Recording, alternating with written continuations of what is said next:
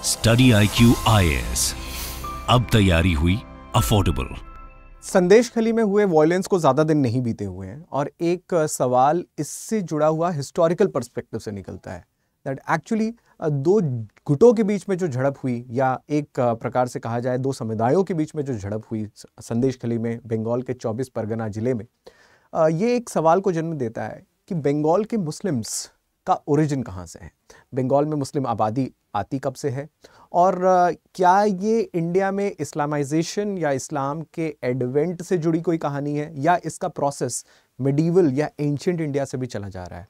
This is actually a historical process जिसको समझना और समझने से ज़्यादा इस हिस्टोरिकल प्रोसेस को ध्यान देना भी ज़रूरी है।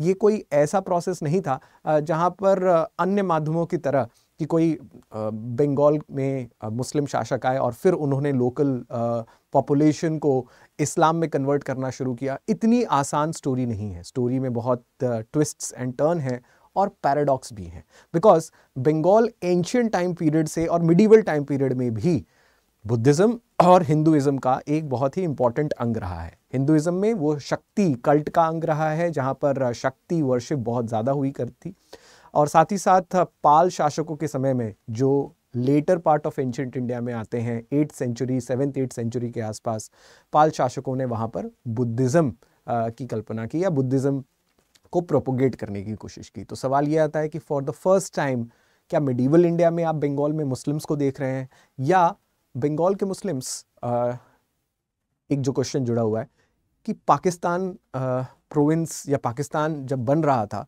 तो बंगाल के मुस्लिम्स उनसे अलग क्यों हुए? क्या वो जो इस्लाम प्रैक्टिस करते थे वो पाकिस्तान में मुस्लिम्स इस्लाम प्रैक्टिस नहीं करते थे, या क्या कल्चरल डिफरेंस था? ये सारी क्वेश्चंस शायद इस वीडियो के ज़रिए आपको पता चलेगी, and it is also a very interesting cultural and religious history of one community in Bengal. तो आइए, मैं हूँ आशीष और आज देखते हैं about the origin of Islamisation and conversions in Bengal. And as I told you from the starting की story जो है एकदम सिंपल नहीं है, थोड़ी सी अलग है। नाउ शुरुआत करेंगे फ्रॉम अर्ली मिडीवल इंडिया, जब बंगाल में सेना शासकों का रूल हुआ करता था। पाल्स के बाद, पाल शासकों के बाद, जैसे धर्मपाल, देवपाल, गोपाल, ये कुछ पाल शासक होते थे जो बंगाल के प्रोविंस में राज्य किया करते थे। और जब मैं बंगाल कह रहा हूँ, when I am using this word Bengal, I am using a geography and I am putting up a geography जो आज के present day West Bengal, Bangladesh, Bihar, Orissa और आसाम को भी मिलाकर बनाता है। सो वो बंगाल जो है वो काफ़ी विस्तृत बंगाल है, आज का बंगाल नहीं है, in fact a bigger part of it. So अगर मैं आपको लेटर एंशिएंट टाइम पीरियड से ले चलूँ, सो वहाँ पर पाल शासकों का रूल हुआ करता था 7th 8th सेंचुरी में, और उसके बाद 11th 12th सेंचुरी में वहाँ पर सेना शासकों का रूल हुआ करता था, सेनास। नाउ सेनास और पाल्स में एक डिफरेंस ये था कि पाल्स बुद्धिज़्म को प्रैक्टिस किया करते थे और सेना हिंदुइज्म को।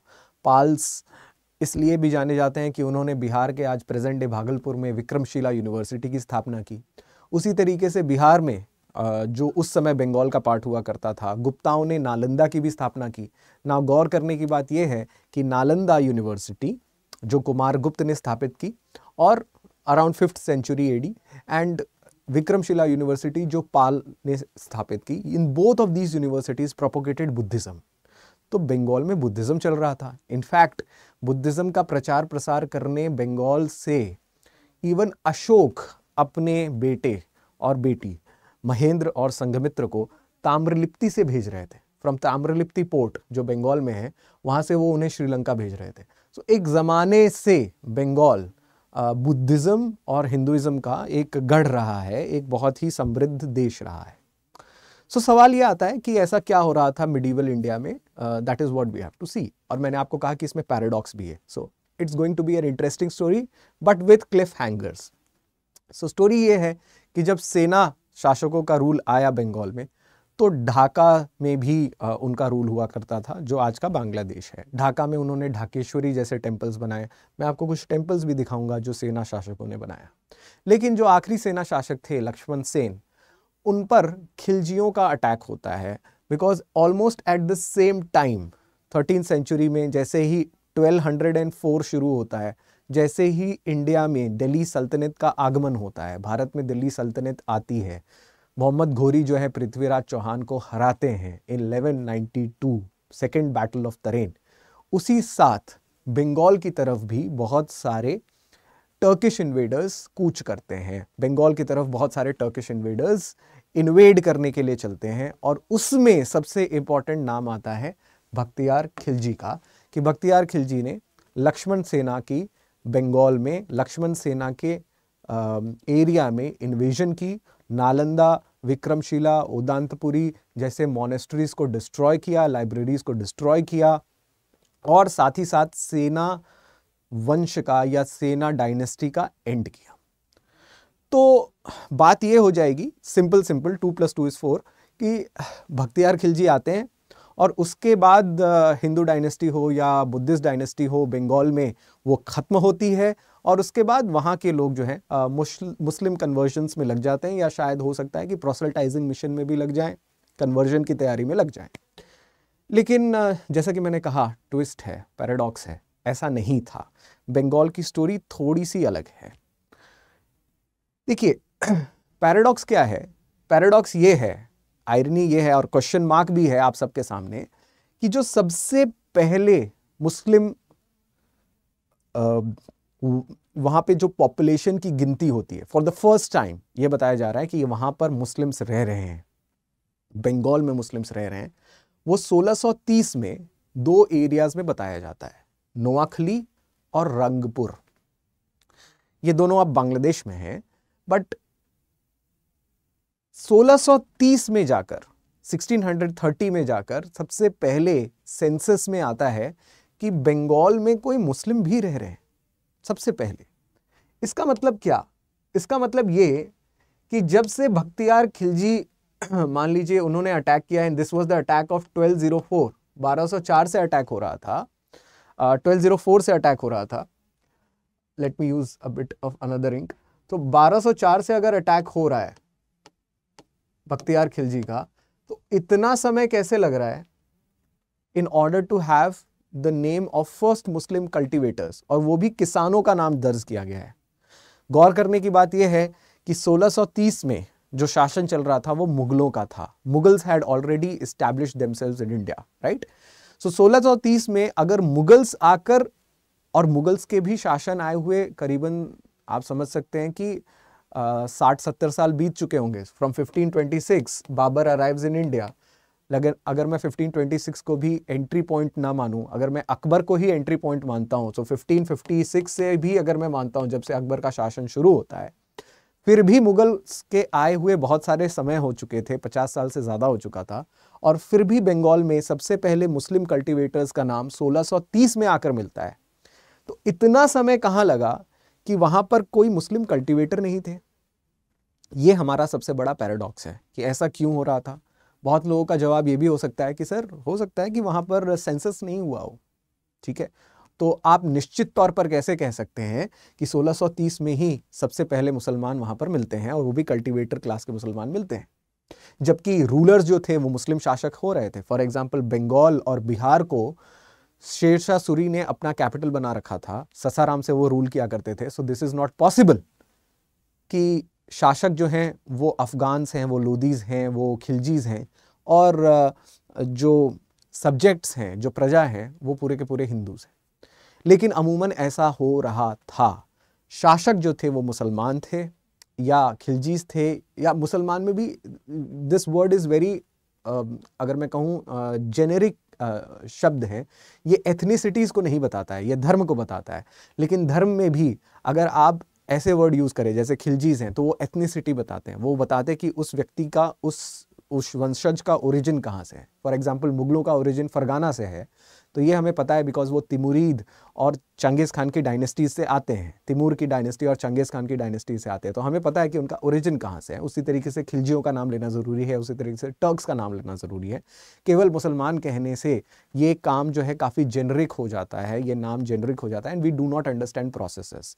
भारत में और भी बहुत जगहों पर, और भी बहुत फ्रॉम 7th-8th सेंचुरी मुस्लिम वंशज के लोग रहा करते थे। सबसे पहला मॉस्क इंडिया में जो है वो मालाबार के क्षेत्र में बन रहा है, केरला के क्षेत्र में बन रहा है, जो अरब ट्रेडर्स आया करते थे. So we use the word Arabs, we use the word Turks, we use the word Khiljis, Tughlaqs, Lodhis, Afghans and Mughals, rather than calling in a simple way Muslims.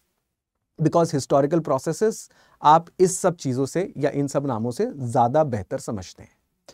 सो सवाल ये उठता है जो मैंने आपको बताया कि पैराडॉक्स क्यों है, right? With this we move ahead और सवाल का जवाब जो है आगे की स्लाइड्स में है. But before I even go there, this is one of the examples of the Sena time period's architecture. तो सेना डायनेस्टी या सेना और साथ ही साथ पाल्स डायनेस्टी जो है टेराकोटा आर्किटेक्चर के लिए फेमस थे कि वो स्लोप्ड रूफ बनाते थे और साथ ही साथ टेराकोटा आर्किटेक्चर्स या brick made, soft brick made architectures के लिए वो जाने जाते थे. बंगाल में ये थैच्ड रूफ या स्लोपिंग रूफ आर्किटेक्चर के लिए वो फेमस थे. ढाकेश्वरी टेम्पल सेना ने ढाका में बनाया था, उस जमाने में ढाकेश्वरी के नाम से फेमस था. नाउ मूविंग फॉरवर्ड, तो मैंने आपको बताया कि हम आगे की बात करते हैं कि मुगल्स के टाइम पीरियड पर 1630 में सबसे पहले कैसे आते हैं हमारे मुगल शासक या इवन मुस्लिम्स आउट देयर. अगर इस पे ध्यान दिया जाए, सबसे पहला अकबर का कॉन्क्वेस्ट बंगाल की तरफ एक्चुअली हो रहा था 1574 के बाद. उससे पहले अकबर बंगाल की तरफ ध्यान नहीं देते थे. वाई? बिकॉज मुगलों का बंगाल से कुछ अटपटा नाता था, कुछ अजीब नाता था. इस वजह से because Bengal was the centre of Afghan power. India में 2 अफगान पावर सेंटर्स हुआ करते थे जो अफगानी मुसलमान जो हैं प्रैक्टिस करते थे. एक था पंजाब और दूसरा था बंगाल. इन दोनों क्षेत्र से अफगान्स, लोधीज जो दिल्ली सल्तनत के बाद इंडिया में काबिज हो रहे थे, उन्होंने अपना ये पावर सेंटर बना रखा था, लेकिन लोगों को नीचे कन्वर्ट वो नहीं कर पा रहे थे. Punjab in fact sees at this point of time the birth of Sikhism. तो 15वीं सेंचुरी के आसपास सिखिज्म जो है वो जन्म लेता है. गुरु नानक का 1400 से लेके 1500 के बीच में सिखिज्म की नींव रखते हैं पंजाब में. सो पंजाब जहाँ पर अफगान्स हुआ करते थे तब भी सिखिज्म जन्म ले रही थी, और बंगाल में जहां पर अफगान्स हुआ करते थे वहां पर मुगल्स जाना पसंद नहीं करते थे. उसका एक सबसे बड़ा कारण है कि शेरशाह सूरी ने मुगल्स के सेकंड रूलर को बंगाल में लाकर ही लगभग कहे तो मारने की तैयारी कर ली थी. बैटल ऑफ कन्नौज में और चौसा में, इन दोनों बैटल्स में हुमायूं मरते मरते बचे थे from the hands of Sher Shah Suri. Sher Shah Suri ने उन्हें काफ़ी ल्योर किया था कि वो इंटीरियर बंगाल में आकर उनसे फाइट करें, और फाइट करने के बाद क्या होता, शायद हिस्ट्री बदल जाती या मुगल्स का नाम हम और आप नहीं पढ़ते, शायद शेरशाह सूरी डायनेस्टी का नाम पढ़ते. लेकिन जाहिर सी बात है, और थोड़ा सा रिकैप सिंपल वे में कर दूं. सो 1526 से, फ्रॉम 1526 ऑनवर्ड 30 तक बाबर रहते हैं. उसके बाद 1530 से लेके 40 तक हुमायूं जो है इंडिया में रूल कर रहे थे. But at the same point of time 40 में ही उन्हें चैलेंज मिलने लगा, और after the battle of Kannauj 40 से लेकर 55 तक, 1555 तक हुमायूं पूरे इंडिया से बाहर रहते हैं. वो ईरान में पनाह मांगते हैं. ठीक है, ईरान के सैफेविड डायनेस्टी से वो पनाह मांगते हैं. इनफैक्ट हुमायूं अपना धर्म भी चेंज कर लेते हैं, फ्रॉम सुन्नी टू शिया बन जाते हैं वो. तो हुमायूं को खदेड़ने का काम, हुमायूं को इंडिया से बाहर करने का काम शेरशाह सूरी ने किया था. और शेरशाह सूरी एक अफगान मुसलमान थे, और पंजाब में उनके फादर रहा करते थे. वो खुद उन्होंने बिहार को अपना एरिया बनाया हुआ था, तो फिर भी वो ससाराम से रूल कर रहे थे. वहाँ पर उनका मौजूलम भी है. और फिर बाद में वो दिल्ली आते हैं जब वो हुमायूं को यहाँ से भगा देते हैं. सो 40 से लेके 45 तक he is out there, and उसके बाद उनके वंशज जो हैं 55 तक शासन चलाते हैं. सो आप कह सकते हैं कि बीच में मुगलों की डायनेस्टी को तोड़ने का काम या बीच में एक ब्रेक देने का काम अफगान शेरशाह सूरी डायनेस्टी ने किया. सो 55 तक, 1555 तक मुगल्स वापस इंडिया में नहीं आ पाते हैं. हुमायूं कम्स बैक, 1 साल तक वो रहते हैं, उसके बाद उनकी इंतकाल होती है. After that Akbar comes again. Akbar जब आते हैं 1556 से वो रूल करना शुरू कर रहे हैं, और 1556 से 74 तक वो ध्यान नहीं देते हैं बंगाल की तरफ। यहां तक कि शेरशाह सूरी की डायनेस्टीज, अफगानीज जो थे, जो उनके नीचे दूसरे जो अफगानीज रह रहे थे, उनको बंगाल छोड़ दिया गया था, दे दिया गया था। 1574 के बाद अकबर बंगाल की तरफ रुख करते हैं, and that is the most interesting point, right. So 1574 के बाद वो बंगाल की तरफ जाना पसंद कर रहे थे, and after that Mughals considered proselytising the local Muslims out there. इसके बाद मुगल्स ने वहां पर लोकल मुस्लिम्स को कन्वर्ट करना या लोकल ट्राइबल्स को कन्वर्ट करना शुरू किया, लेकिन फिर भी उनसे वो एक हाथ की दूरी बनाकर रखना चाहते थे। बात यह है कि मुगल्स अपने आप को अशरफी मुस्लिम समझते थे, अशरफ्स, यानी कि वो मुस्लिम्स जो ईरान या मिडिल ईस्ट या टर्क्स या मान लीजिए from the areas of Holi places of Islam वो आ रहे हैं। सो चाहे वो टर्किश मुस्लिम्स हो, ईरानी मुस्लिम्स हो, अफगानी मुस्लिम्स हो। अफगानी को भी वो उतना नज़दीक नहीं समझते थे, लेकिन अशरफी मुस्लिम्स जो हैं वो अपने आप को काफ़ी हायर क्लास मुस्लिम समझते थे।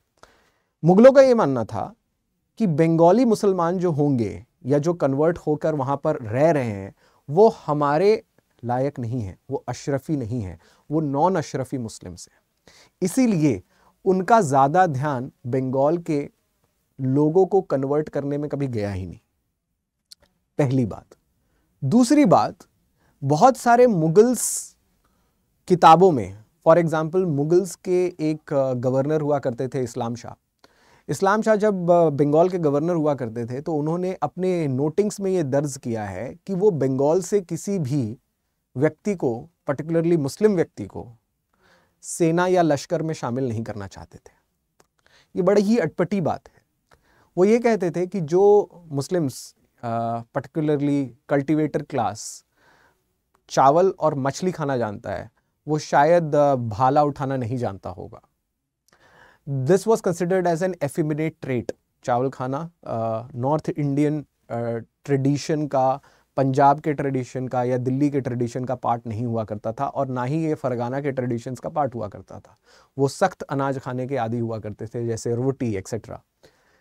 तो इस्लाम शाह कहते हैं कि हम ऐसे मुस्लिमों को अपने लश्कर में नहीं रखना पसंद करेंगे जो चावल और मछली के ऊपर निर्भर रहते हों और जिन्होंने ज़िंदगी भर कुदाल या सिकल चलाया हो, जो कि धान काटने में यूज़ किया जाता है, चावल काटने में यूज़ किया जाता है।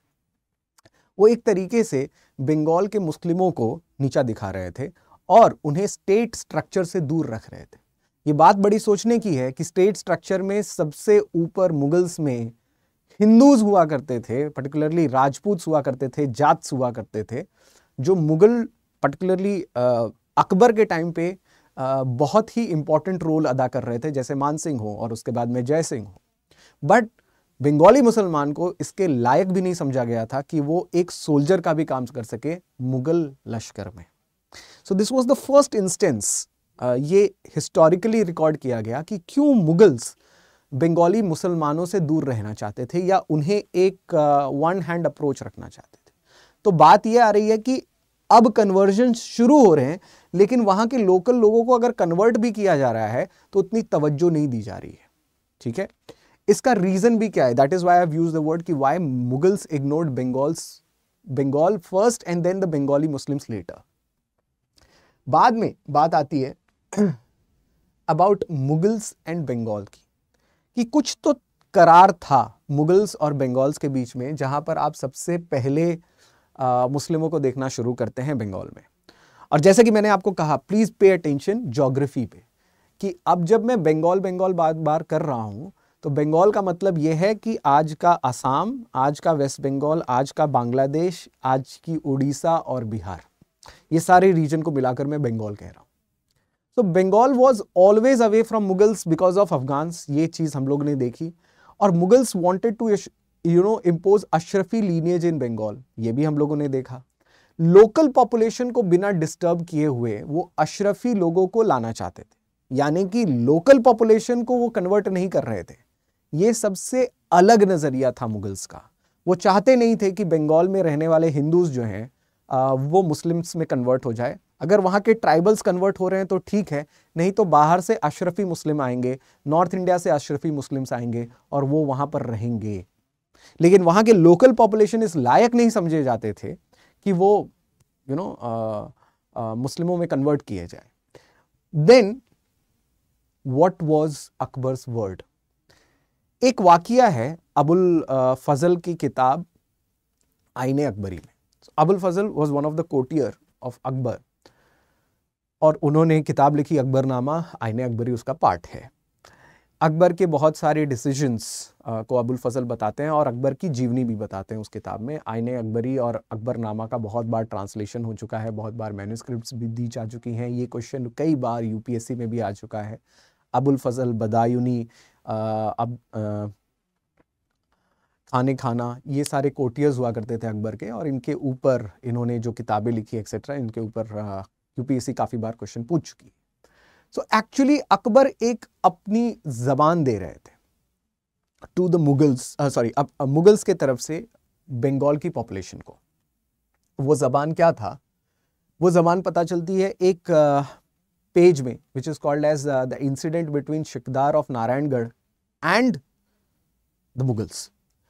सो शिकदार एक हुआ करते थे नारायणगढ़ के और उनके पास एक केस आया। शिकदार का मतलब जज हुआ करता था, faujdar shikdar, they were the local officers in the Mughal court, या प्रोविंसेस में फौजदार, शिकदार, तालुकदार ये सब काम करते थे। तो शिकदार का काम जजमेंट का हुआ करता था या जजेस जजमेंट देने का काम हुआ करता था, सिविल और क्रिमिनल केसेस दोनों में।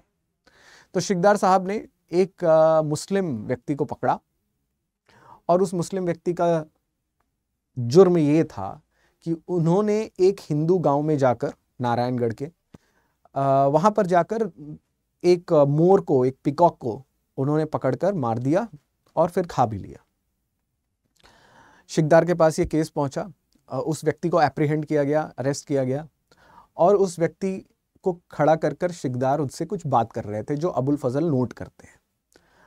शिकदार उनको कहते हैं, उस व्यक्ति को कहते हैं कि एक तो आपने सबसे बड़ा खराब काम किया है कि आपने एक हिंदू विलेज में जाकर एक पीकॉक को मारा है, एक मोर को मारा है, जबकि आप जानते हैं कि मोर और गाय हिंदुओं के लिए बहुत मान्य है, ये उन्हें कहीं ना कहीं किसी न किसी तरीके से पूजी जाती। तो एक तो पहला काम आपने ये किया कि वहां के लोकल रिलीजियस सेंटिमेंट को हर्ट किया। नंबर 2, वो कह रहे थे कि आपने अकबर की जबान को खत्म कर दिया बंगाल में। सो व्हाट वाज अकबर्स जबान and word? Akbar, according to Shikdar साहब, अकबर ये जबान दे रहे थे कि वो बंगाल में जब कैप्चर करेंगे 1574 के बाद, तो वो वहां की लोकल पॉपुलेशन को कन्वर्ट नहीं करेंगे या लोकल पॉपुलेशन में इस्लाम का प्रचार प्रसार नहीं करेंगे। This was unlike Akbar's conquest anywhere in India. Akbar हो, चाहे जहांगीर हो, चाहे बाद में शाहजहां हो या औरंगजेब हो, ऐसा कोई भी मुगल शासक अपनी जबान नहीं देता था किसी कि अगर मैं ये एरिया एनेक्स कर रहा हूं तो वहां के लोकल पॉपुलेशन को कन्वर्ट करूं या ना करूं। फॉर एग्जाम्पल, अगर राजपूताना एरियाज में भी वो वॉर करते थे, फॉर एग्जाम्पल मेवाड़ से मुगलों की बहुत ही घमासान युद्ध हो रही थी और बहुत ही एक प्रकार से राजपूताना में among the all the Rajputana states, Mewar हमेशा मुगलों के खिलाफ रहा। मारवाड़, जोधपुर या अंबर या कछवाहा राजपूत जो थे वो मुगलों के साथ मिल गए। जो जयपुर के राजपूत थे, जोधपुर के राजपूत थे, कछवाहा के राजपूत थे, वो मिल गए। लेकिन जो मेवाड़ के राजपूत थे, यानी कि उदयपुर और चित्तौड़गढ़, यहाँ के जो राजपूत थे, जो राणा सांगा के और उसके बाद में महाराणा प्रताप के वंशज हुए, वो हमेशा मुगलों के खिलाफ लड़े। वहां तक भी कन्वर्जन्स हो रहे थे।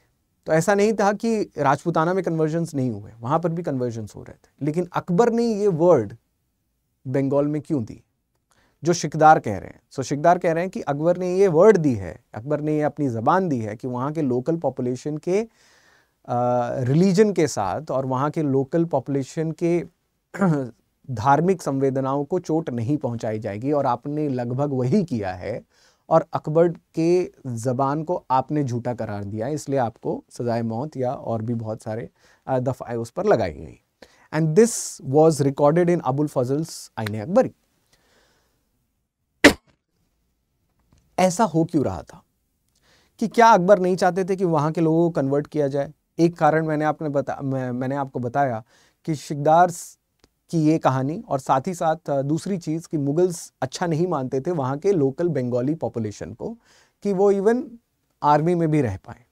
तो इन सब के साथ होते होते हमें पता चलता है कि even Mughals were not that much interested in converting the people of Bengal. So Bengal की थोड़ी पॉलिटिक्स को समझना जरूरी है कि बंगाल में ऐसा हो क्या रहा था। Before I even come to politics, I would like to say you about your history as well as your polity, your geography. आप सब लोग बेसिकली यूपीएससी की तैयारी कर रहे हैं। I know that most of you who are watching this video are looking forward to give UPSC examinations, particularly prelims, mains and interview. But होता क्या है दोस्तों कि आप ज़्यादातर प्रीलिम्स की तैयारी करते रह जाते हैं। 7, 8, 9, 10 महीने प्रीलिम्स के लिए लगाते हैं, प्रीलिम्स हो भी जाता है, लेकिन फिर क्या होता है, मेंस की तैयारी के लिए आपको पता चलता है कि जो तैयारी मैंने प्रीलिम्स के लिए की थी शायद उस तरीके से मेंस की तैयारी नहीं करनी चाहिए, राइट? आप प्रोसेस रिपीट करते हैं, आप दूसरा साल वापस रिपीट करते हैं, आप एक अटेम्प्ट और देते हैं। इस अटेम्प्ट को बचाइए, इस मेहनत को बचाइए। कोशिश करिए कि प्रीलिम्स, मेंस और इंटरव्यू की कॉम्पोजिट एक साथ तैयारी की जाए। P2I batches are a step towards the composite preparation so that you save your precious time, efforts and attempts. Attempts को सेव करना बहुत ही इंपॉर्टेंट है। अटेम्प्ट आपको दूसरा तब देना चाहिए जब आपको रैंक इंप्रूव करना है। सो आइडिया इज कि फर्स्ट अटेम्प्ट में आप लिस्ट में आए। That is why the P2I courses, that is prelims, mains and interview will be taken up together.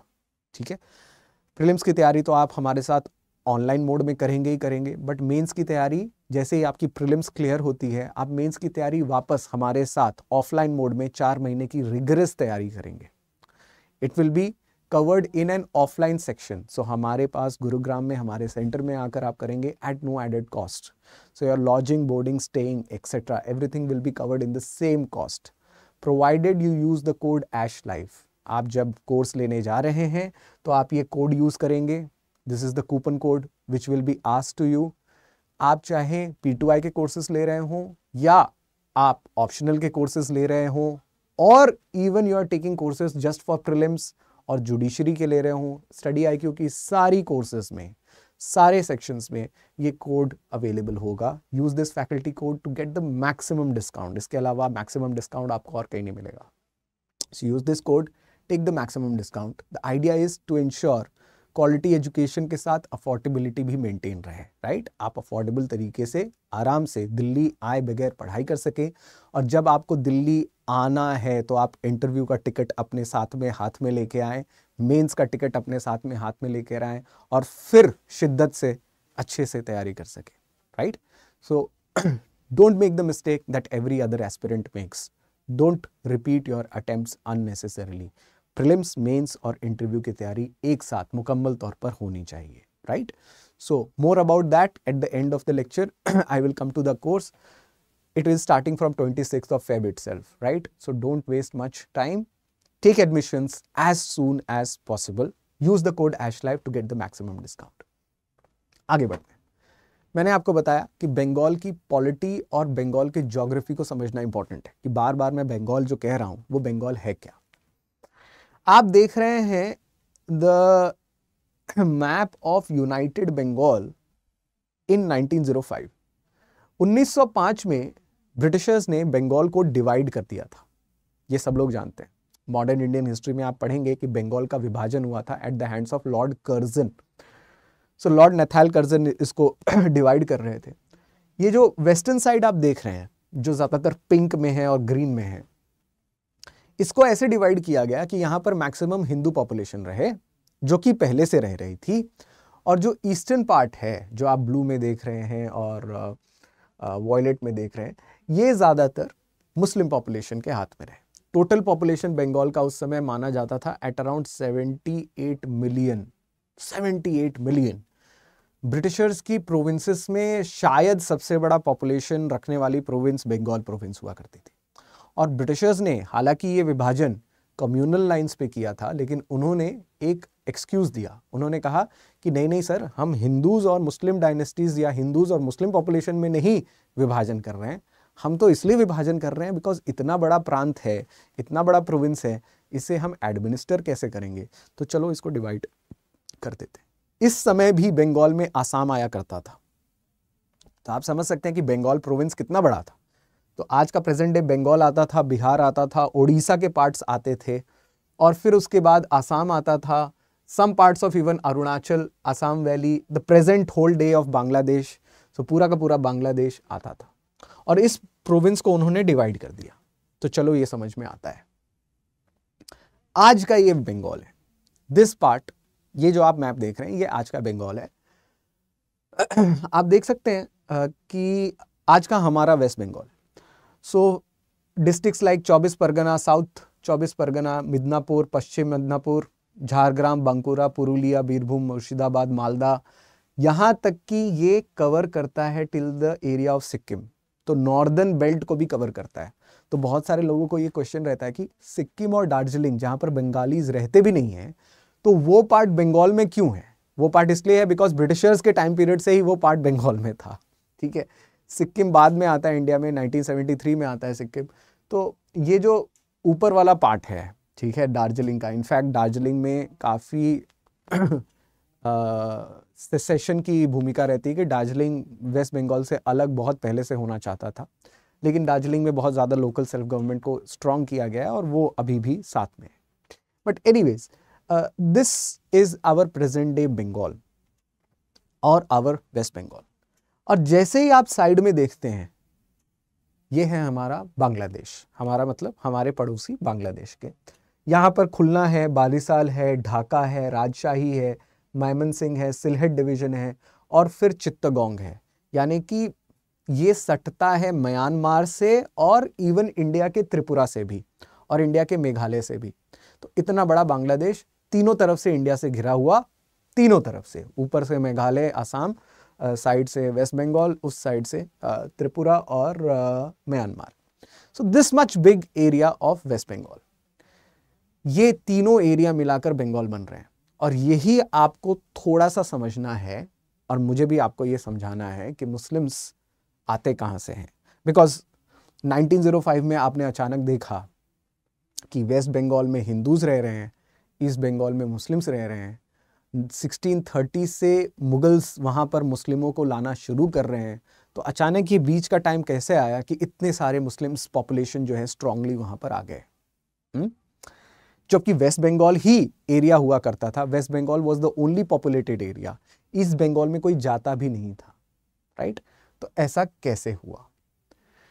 ऐसा इसलिए हुआ कि उसके 3 कारण हैं। There are 3 reasons for that.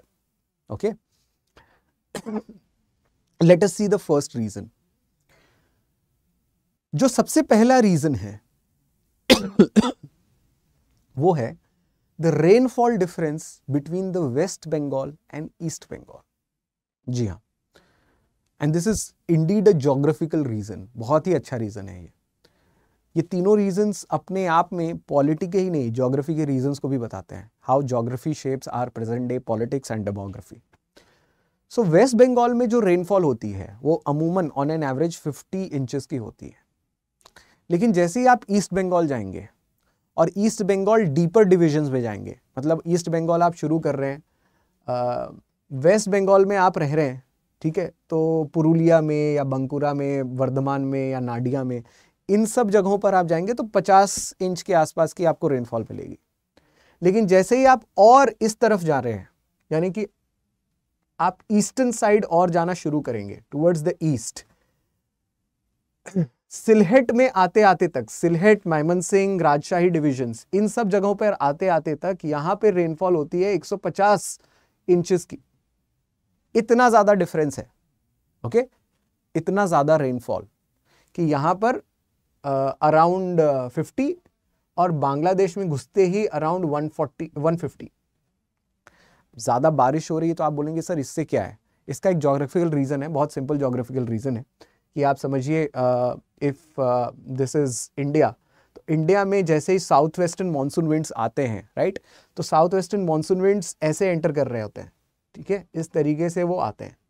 तो सबसे पहले केरला में बारिश होनी शुरू होती है, but at the same point of time ये बारिश जो है मेघालय और उसके बाद नॉर्थ ईस्ट इंडिया और नॉर्दर्न इंडिया में एंटर करती है ऐसे। तो ऑब्वियसली जाहिर सी बात है कि वो सबसे पहले बे ऑफ बंगाल से एंटर कर कर बांग्लादेश की तरफ से मेघालय के होते हुए फिर इंडिया जा रही है। तो ऑब्वियसली यहाँ पर बांग्लादेश में बारिश ज़्यादा होगी, बंगाल में, वेस्ट बंगाल में बारिश कम होगी compare to Bangladesh. Okay, this is a very simple thing. अब ये चीज समझने के बाद दूसरी चीज हमें सोचनी है कि इससे फर्क क्या पड़ जाएगा। इससे फर्क ये पड़ेगा कि वेजिटेशन ग्रोथ जो है, यानी कि जंगल, झाड़, मैंग्रोव्स सबसे ज्यादा आपको ईस्ट बंगाल में मिलेंगे, वेस्ट बंगाल से कहीं ज्यादा। बिकॉज वेस्ट बंगाल में रहने की पद्धति, रहने की संस्कृति एंशिएंट इंडिया से है, तो एंशिएंट इंडिया से वहां पर लोग रह रहे हैं। लेकिन ईस्ट बंगाल में ज्यादातर लोग नहीं रह रहे थे, चाहे वो मिडीवल इंडिया हो, चाहे वो एंशिएंट इंडिया हो, इवन अर्ली मॉडर्न इंडिया हो, ईस्ट बंगाल में बहुत कम लोग रह रहे थे बिकॉज वहां पर वेजिटेशन ग्रोथ बहुत ज्यादा था। You had thick forest of साल का बहुत घना जंगल, मैंग्रोव्स का बहुत घना जंगल हुआ करता था ईस्ट बंगाल के रीजन में। And that is our understanding from here. ये पहला दो अंडरस्टैंडिंग है। तीसरा understanding, this is the most interesting part. Ganga was shifting towards east. जी हाँ, आज हम समझते हैं कि गंगा जो है वो सिर्फ हुगली तक जाकर नीचे चली जाती है, बट आप सब लोग, most of you who are watching this video are very well versed UPSC students, और जब आप यूपीएससी पढ़ेंगे भी तो आपको ये बताया जाएगा कि गंगा की ट्रिब्यूटरीज बांग्लादेश तक जाती है। सो गंगा की ट्रिब्यूटरीज में मेघना भी है, पद्मा भी है। पद्मा, मेघना, these are one of the biggest river channels in Bangladesh, जो बांग्लादेश के सारे रिवर को एक साथ ड्रेन करती है बे ऑफ बंगाल में। तो मैंने आपके लिए रिवर चैनल ही लाया है सो दैट आप देख सकते हैं। होता ये है कि हम गंगा को देखते हैं एंटर करते हुए हुगली में, जहां पर एंट्री होती है उस जगह का नाम भी आदि गंगा रखा गया है, अर्लियर गंगा। लेकिन गंगा की जो ये ट्रिब्यूटरी है जो यहां पर जा रही है, बांग्लादेश में एंटर हो रही है, राइट। थोड़ा अगर इसे मैं जूम करके दिखाऊं आपको, सो यहां पर आप देख रहे हैं, राइट। सो एक ट्रिब्यूटरी इस तरीके से बिहार से होते हुए वेस्ट बंगाल जा रही है और हुगली में एंटर की जा रही है, ठीक है, और फिर आप बे ऑफ बंगाल में चली जाती है। कैलकाटा उसके थोड़ा सा नीचे बना हुआ है। लेकिन ये जो व्हाइट वाला पार्ट देख रहे हैं, ये बाउंड्री है of West Bengal and Bangladesh. आप देखते हैं कि गंगा का एक एक्सिस जो है ये पद्मा में जाकर मिल रहा है, यानी कि गंगा पद्मा में भी बह रही थी और ये एंट्री हो रही थी। उससे पहले बंगाल में सिर्फ ये नदी ऊपर से आ रही थी। यहां से आप देख रहे हैं ये वाला पार्ट, व्हाइट वाला पार्ट, तो सिर्फ ये ऊपर से आ रही थी। ब्रह्मपुत्रा के चैनल से होते हुए पद्मा जो है वापस बंगाल में ड्रेन होकर आती है। लेकिन ब्रह्मपुत्रा, पद्मा, गंगा, मेघना, ये सब मिलके बंगाल को, बांग्लादेश को ड्रेन कर रही थी। ये प्रोसेस काफी लेट हुआ। ये प्रोसेस बहुत पहले से नहीं चल रहा है, हमेशा से नहीं चल रहा है। इनफैक्ट ये आपको ज्योग्राफी के क्लासेस में भी नहीं बताया जाएगा, जो शायद आप हिस्ट्री की क्लास में पढ़ रहे हैं। ये जो प्रोसेस है, इसे हिस्टोरियंस कह रहे थे सेडिमेंटेशन ऑफ बंगाल, सेडिमेंटेशन इन गंगा इन बंगाल। और ये सेडिमेंटेशन प्रोसेस एक्चुअली चला बिटवीन 1548 टू 1779। यानी कि गंगा हुगली के साथ साथ बांग्लादेश की पद्मा में भी बहने लगी बिटवीन दिस टाइम पीरियड। इतना टाइम लगा गंगा को ईस्टवर्ड जाने में और टुवर्ड्स द ईस्ट जाने में, ठीक है। सेडिमेंटेशन एक बहुत ही नॉर्मल प्रोसेस है, जिसमें यह होता है कि जब नदी जो है अपने आप को ड्रेन करती है ओशंस में, तो वो साथ ही साथ सेडिमेंट्स भी वहां पर जमा कर देती है। एक वक्त ऐसा आएगा कि सेडिमेंट्स बहुत ज़्यादा जमा हो जाएंगे और फिर नदी जो है ड्रेन करने के लिए उसका माउथ चोक हो जाएगा। तो होता क्या है कि नदी अपना रास्ता बदल लेती है, थोड़ा सा और साइड से बहने लगती है। ये सेडिमेंटेशन का प्रोसेस ओवर द ईयर्स ये होता है कि जहाँ से नदी जो है एक ज़माने में ड्रेन होती थी, चाहे वो बे ऑफ बंगाल में ड्रेन हो या अरेबियन सी में ड्रेन हो, वो अपना रास्ता थोड़ा बहुत बदल लेती है, ठीक है। जिसे नेचुरल रिवर शिफ्टिंग प्रोसेस भी कहते हैं। गंगा भी अपने रास्तों को बदल रही थी, और ये टाइम पीरियड था 1540 से लेके 1779 तक के बीच में। इससे क्या मतलब होता है, राइट? आप ये पूछ रहे होंगे कि इससे क्या मतलब है कि आप ये कह रहे हैं कि बंगाल में मुस्लिम्स आ रहे थे। इससे बंगाल यानी कि जो आज का बांग्लादेश है वो मेजर इंडिया से जुड़ रहा था, ठीक है? इस चीज को देखिए, ये नॉर्थ इंडिया है। इस नॉर्थ इंडिया में इस समय मुगलों का शासन है, और जो गंगा और यमुना का एक्सेस है, मुगल्स के सारे इंपॉर्टेंट सिटीज इसी एक्सेस पर है। दिल्ली, आगरा यमुना पर है, ठीक है? गंगा में प्रयागराज है, इलाहाबाद है, one of the biggest centres and strongholds of Mughals. So Prayagraj हो, दिल्ली हो, आगरा हो, ये सब कनेक्ट हो रहे हैं, और गंगा के रास्ते आप बोट्स के रास्ते कहाँ जा सकते हैं? पटना जा सकते हैं, पटना से आप हुगली जा सकते हैं, और उसी के साथ साथ आप बांग्लादेश में भी एंटर हो सकते हैं। वो एरिया जहाँ पर घने जंगल थे, वो एरिया जहाँ पर बहुत सारी बारिशें होती थी, वो एरिया जहाँ पर बहुत घने मैंग्रोव्स हुआ करते थे, अब नॉर्थ इंडिया से जुड़ चुके थे थ्रू नेविगेशन चैनल्स। और ये बांग्लादेश में एक कल्टीवेटर क्लास ऑफ मुस्लिम्स को जन्म दे रही थी, जिसको अब मुगल सपोर्ट करना शुरू करेंगे। अब इसीलिए मैंने स्टार्टिंग में ही बताया था, पैराडॉक्स है कि बख्तियार खिलजी 1204 में ही बंगाल में आते हैं, लेकिन 1630 तक वहां पर मुसलमान नहीं दिखते हैं। ये पैराडॉक्स यहां पर आके सॉल्व होता है, बिकॉज गंगा एंट्री दे रही थी पूरे के पूरे नॉर्थ इंडिया को बांग्लादेश में जाने का। उससे पहले आप बांग्लादेश में नहीं जाते थे, आप बंगाल के सिर्फ वेस्ट बंगाल प्रांत में रहते थे, ठीक है? और उस साइड जाने के लिए आप छोड़ देते थे कि ठीक है वो जंगल झाड़ है, जाने दो। you will not get any kind of even ancient text जो आपको पुराने ढाका या पुराने बांग्लादेश के एरियाज के बारे में बात किया जाएगा। फॉर एग्जाम्पल ताम्रलिप्ति पोर्ट जो बांग्लादेश के एकदम एंड में है, वो अशोक के टाइम पे यूज किया जाता था, लेकिन उसके बाद नहीं यूज किया गया। मिडीवल इंडिया में नहीं यूज किया गया, सीधा मुगल इंडिया उसे यूज कर रही थी, तामलुक को, जातिया को, तो बाद में यूज किया जाएगा। तो ऐसा क्या हुआ, राइट? कल्टीवेटर क्लास आ रहा था। ये जो रिसर्च जो मैं आपको बता रहा हूँ, वो रिसर्च ज़्यादातर किया गया है बाय प्रोफेसर रिचर्ड ईटन। और प्रोफेसर रिचर्ड ईटन ये बताते हैं कि ईस्ट बंगाल में इस समय दो चीज़ें जन्म ले रही थी। एक था चावल की खेती और दूसरा था इस्लाम, और दोनों ही एक साथ जन्म ले रही थी कि जहाँ जहाँ पर चावल की खेती होती थी वहाँ वहाँ पर इस्लाम जन्म लेता था। कैसे? मुगल्स ने लैंड ग्रांट्स देना शुरू किया ढाका के एरिया में, मायमनसिंह के एरिया में, मिदनापुर के एरिया में, ठीक है? यानी कि जहां पर भी बांग्लादेश की घने जंगल्स थे वहां पर उन्होंने लैंड ग्रांट्स देना शुरू किया उन किसानों को जो नॉन अशरफी हैं। इनफैक्ट अशरफी किसान और वेस्ट बंगाल के हिंदूज वो हल छूना पसंद नहीं करते थे। वो ये कहते थे कि ये कल्टीवेटर्स का काम है, ये ज़मींदारों का काम नहीं। तो जो खिलजीज थे, जो लोदीज थे, जो अफगानीज थे, वो भी खेती नहीं करते, और ना ही जो वेस्ट बंगाल के ज़मींदार भद्र लोग थे वो भी खेती नहीं करते थे। वो ज़मींदार थे तो वो खेती करवाते थे। तो ऐसे लोग जो खेती करना चाहते हैं और जो सस्ते में ज़मीन जाना चाहते हैं, लेना चाहते हैं, उन्हें ईस्टर्न बंगाल भेज दिया जाता था जहाँ पर बहुत ज़्यादा जंगल झाड़ है, और उन्हें लैंड ग्रांट्स दिया जाता था बहुत सस्ते में। लैंड ग्रांट्स में उनका काम क्या था कि वो कल्टीवेशन करें, जंगल झाड़ को पहले क्लियर करें, काटें और फिर कल्टीवेट करें। किसकी कल्टीवेशन करें? भाई वहाँ पर पद्मा है, मेघना है, गंगा है, दुनिया भर की नदियाँ हैं, वाटर टेबल जो है काफ़ी ऊपर है, प्लस बाउंटीफुल वाटर है, तो आप वेल्ट कल्टीवेशन ऑफ राइस कर सकते हो, धान की खेती कर सकते हो। आप बेसिकली धान की खेती कर रहे थे।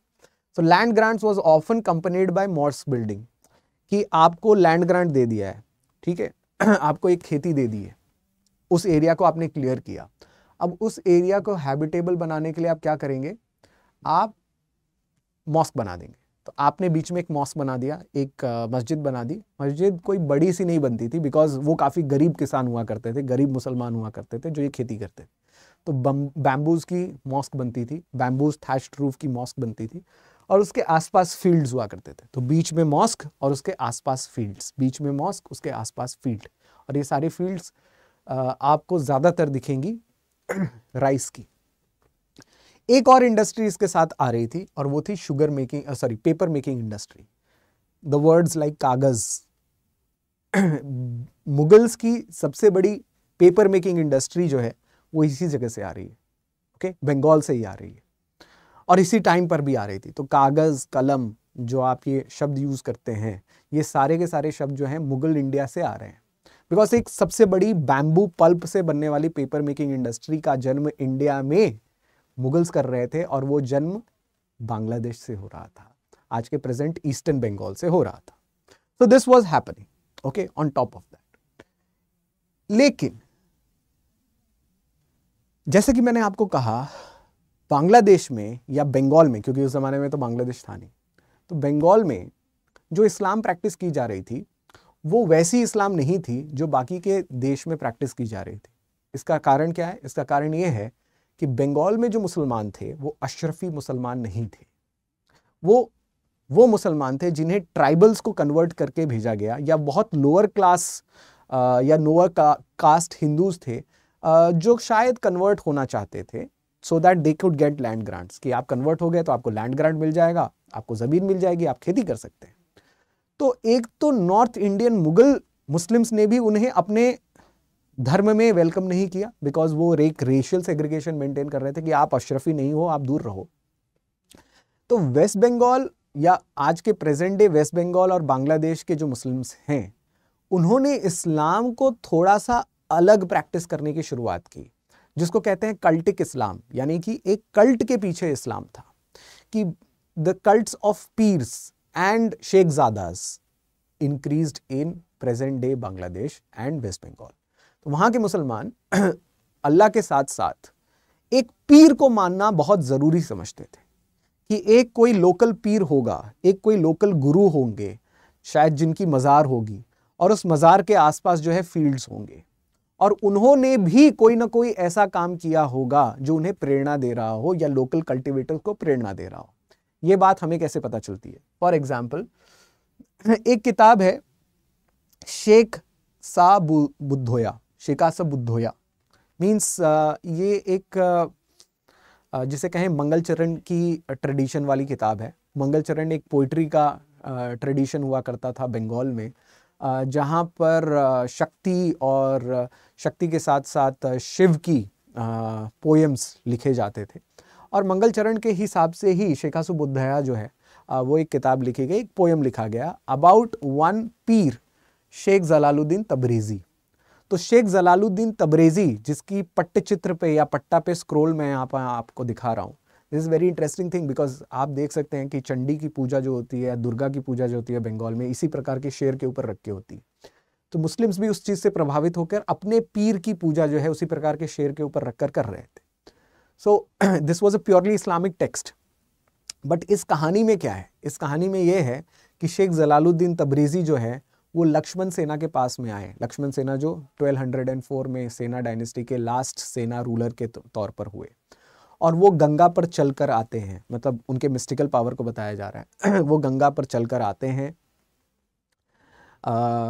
लक्ष्मण सेना के पास आते हैं और कहते हैं कि आपके ऊपर लोगों का अटैक होने वाला है, टर्किश लोगों का अटैक होने वाला है, या घुरीद्स का अटैक होने वाला है, मोहम्मद घोरी के लोगों का अटैक होने वाला है। तो आप उस अटैक से अगर बचना चाहते हैं तो आप मुझे जगह दीजिए। लक्ष्मण सेना इस बात के लिए तैयार हो जाते हैं, और वो ढाका के एरिया में या बांग्लादेश के एरिया में जहाँ पर बहुत घना जंगल है वहाँ पर इनको जगह देते हैं। शेख जलालुद्दीन तबरेज़ी जाते हैं, उस एरिया को हैबिटेबल बनाते हैं, उस एरिया में मॉस्क बनाते हैं, और फिर वहीं पे रहने लगते हैं। फिर जब उनका देहांत होता है या उनकी शहादत होती है तो फिर वहाँ पर उनकी कब्र बनाई जाती है या मौज़लेम बनाया जाता है, और उसके आसपास में आपको फील्ड दिखेगा। Now how much of it is a fictional history और नॉन फिक्शनल हिस्ट्री, इसमें कितना सत्य है या नहीं सत्य है, of course it has to do something with eulogizing of the pirs, कि पीर्स की मिस्टिकल पावर्स या मैजिकल पावर्स को बढ़ाने की भी परंपरा रही है, और ऐसे बहुत सारी किताब।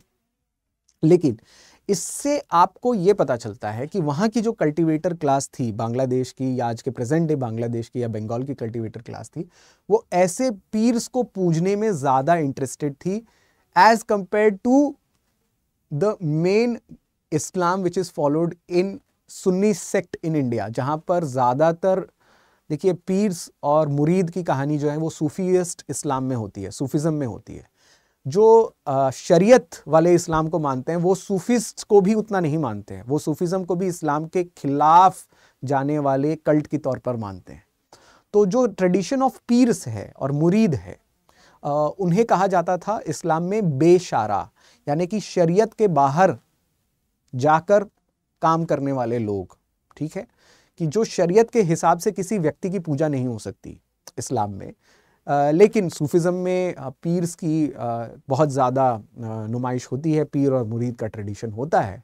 उसी तरीके से बंगाल के मुसलमान जो लोअर क्लास कल्टीवेटर मुसलमान थे वो पीर्स को तो मान रहे थे, उतना ज़्यादा मॉस्क को नहीं मान रहे थे जितना ज़्यादा पीर को मान रहे थे। लेकिन I hope you will appreciate this point कि उन्हें ऐसे आइकोनोग्राफ्स की ज़रूरत थी, उन्हें ऐसे सिंबल्स की ज़रूरत थी जो उन्हें इन्फ्लुएंस कर सके या एक हिम्मत दे सके कि हाँ, आप इस जंगल झाड़ में आकर इसे क्लियर कर कर प्रैक्टिस कर सकते हैं इस्लाम, या अपने पीरी मुरीदी ट्रेडिशन को प्रैक्टिस कर सकते हैं, जो अशरफी मुस्लिम्स नहीं करते थे।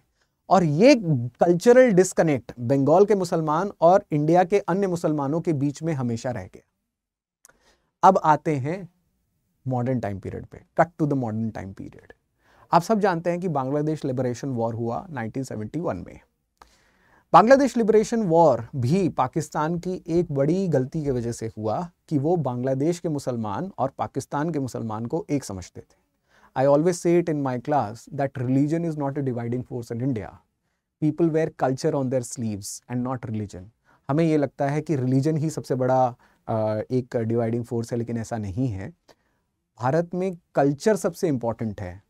फॉर एग्जाम्पल, एक बंगाली मुस्लिम एक बंगाली हिंदू से ज़्यादा कल्चरली क्लोज है, ना कि एक पाकिस्तानी मुस्लिम से, राइट? सो पाकिस्तानी मुस्लिम्स पंजाबी बोलते थे। जनरल याह्या खान या शाहनवाज भुट्टो, इन्होंने सोचा कि बंगाली मुस्लिम्स भी, या जिन्ना ने भी सोचा होगा कि बंगाली मुस्लिम्स पाकिस्तानी मुस्लिम्स जैसे ही होंगे, पंजाबी मुस्लिम्स जैसे ही होंगे, क्या फ़र्क पड़ता है? बट नहीं, बहुत फ़र्क पड़ रहा था। ये कल्चरल डिस्कनेक्ट था और बंगाल के ऊपर, बंगाली मुस्लिमों के ऊपर उर्दू थोपी जाने लगी जो उन्हें पसंद नहीं थी। बहरहाल ये सबसे बड़ा रीज़न था। And also one of very interesting things, जैसे मुगल्स अपने आप को अशरफी मानते थे, वैसे पाकिस्तानीज़ भी अपने आप को अशरफी मानते थे। और वो शेख मुजीबुर रहमान जैसे लोग जो बांग्लादेश के मुसलमान थे, उन्हें ज़्यादा पॉलिटिकल पावर देने में भी बिलीव नहीं करते थे। तो जब शेख मुजीबुर रहमान की पार्टी आवामी लीग को ज़्यादा सीटें मिलने लगी पाकिस्तानी पार्लियामेंट में, तो वो घबरा गए और उन्होंने सोचा कि इनके पॉलिटिकल पावर को भी ख़त्म करना चाहिए। बांग्लादेश का वॉर होता है, महज जो भी कारण थे होता है, लेकिन इंडिया के लिए एक प्रॉब्लम की चीज़ बनी।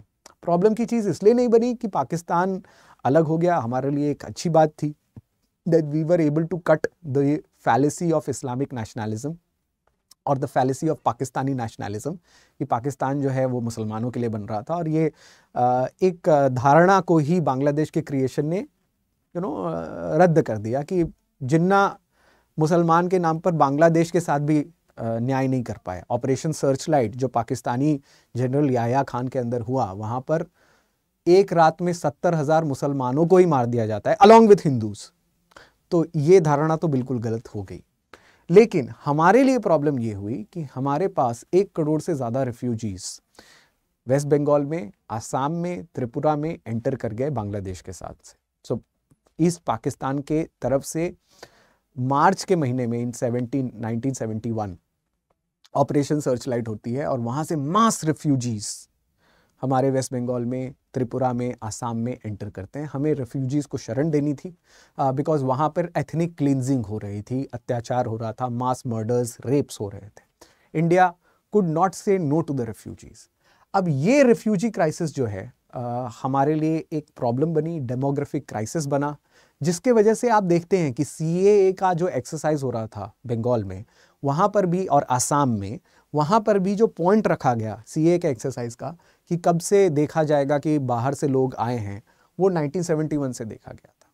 लेकिन बाहर और अंदर क्या है, ये एंशिएंट इंडिया का काम नहीं है। एंशिएंट इंडिया में इंडिया एक बड़ा पार्ट हुआ करता था, जिसमें आज का प्रेजेंट डे वेस्ट बंगाल भी आता है, आज का प्रेजेंट डे बांग्लादेश भी आता है, असम भी आता है, इवन पार्ट्स ऑफ म्यांमार भी आता है। सो आई होप कि इस एक्सरसाइज से आपको पता चला होगा, इस लेक्चर से आपको पता चला होगा कि बांग्लादेश के हों या बंगाल के मुस्लिम्स हों, वो कैसे आ रहे थे। हमारी मॉडर्न प्रॉब्लम का जो हिस्सा है वो बांग्लादेश का लिबरेशन वॉर भी है, कि वहाँ से भी बहुत सारे लोग इन्फ्लक्स होकर आ रहे थे। और शायद अब इस बात को तय कर पाना बहुत ही नामुमकिन है कि कौन बांग्लादेशी मुस्लिम्स हैं और कौन वेस्ट बंगाली मुस्लिम्स हैं या कौन आसाम के मुस्लिम्स हैं। ये कल्चरल डिस्कनेक्ट जो है शायद एंशिएंट इंडिया में एक था, जो सारे के सारे मुस्लिम्स जो थे वो एक थे। फॉर एग्जांपल मिडीवल इंडिया में, एंशिएंट इंडिया में तो था ही नहीं। सो मिडीवल इंडिया में आप देखते हैं कि वहाँ पर कल्टीवेटर क्लास के तौर पर मुस्लिमों का आगमन होता है। और इसके बाद यही चीज़ म्यांमार में कुछ सालों पहले रोहिंग्या क्राइसिस में हुई कि म्यांमार में भी जो रोहिंग्यास थे वो भी कल्टीवेटर क्लास ऑफ मुस्लिम्स थे, जो लोअर क्लास थे, और उन्हें वहाँ की एथनिक बुद्धिस्ट पॉपुलेशन प्रोसिक्यूट कर रही थी। और फिर वो भाग के जो है वो बांग्लादेश और इंडिया की तरफ आते हैं, जो आज भी रिफ्यूजीज़ के तौर पर इंडिया में बहुत जगहों पर रह रहे हैं। So I hope with this exercise you are able to understand कि बांग्लादेश के, इंडिया के वेस्ट बंगाल के, इवन पार्ट्स ऑफ आसाम के मुस्लिम्स अपनी ओरिजिन कैसे देखते हैं। Now most of this concept was taken from the essays written by Richard Eaton. So if you are interested in it, I will also share that essay with you. It's a longish essay that will help you understand the processes much better. संदेश खली में जो violence हो रहा था, शायद उसके context में ये देखकर समझना ज़्यादा आसान होगा। Coming again to the P2I batches, please remember 26th February से this batches is starting, but at the same point of time, अगर आप optional में भी एडमिशन लेना चाहते हैं, we have number of optionals, public administration, mathematics, geography, history, you know, sociology. आप select करिए, we have that optional with us. Make sure that you use the code ASHLIVE। Make sure, मैं हमेशा ये कहता हूँ कि आप कोर्स क्यों ले रहे हैं, इसका क्वेश्चन अपने आप से करिए। फॉर एग्जाम्पल, अगर आप हमारे स्टडी IQ के वेबसाइट पर ही जाते हैं, फिर भी आपको बहुत सारे कोर्सेज फ्री में मिलते हैं। हिस्ट्री पढ़ना है तो फ्री में बुक्स के बुक्स जो हैं हम लोगों ने सेटअप किए हैं। पॉलिटी पढ़ना है तो बुक्स के बुक्स आप देख सकते हैं ऑनलाइन। बट सवाल ये नहीं है कि आपके पास मटेरियल अवेलेबल है, मटेरियल सबके पास अवेलेबल है। सवाल ये है कि उस मटेरियल को आप यूज़ कैसे करते हैं। You have to write answers, you have to deliberate and discuss. ये सारी चीज़ें क्लासेस में होती हैं। Answer writing, mentorship, test solving, ये सब कुछ आपको इसी बैच में मिलता है, इसी सब्सक्रिप्शन में मिलता है। So please use the code ASHLIVE. Make sure that you don't just keep material with yourself. You also deliberate. Classes में discussion करें, deliberation करें, questions पूछें. Because जब आप अकेले पढ़ रहे होते हैं, आप questions नहीं पूछ पाते। ऐसे discussion से आप question पूछते हैं, right? If you have any more suggestions and questions regarding this video or anything which is related to UPSC preparation, you can join the Telegram channel that I have. I'll be more than happy to guide you. Any suggestions and any corrections or any kind of feedback is most welcome again on the Telegram channel that I have. I'll be more than happy to join you in the classes. I particularly take history and I hope that I'll see you in the class very soon. Thank you for watching it. Keep learning. Study IQ IAS अब तैयारी हुई affordable.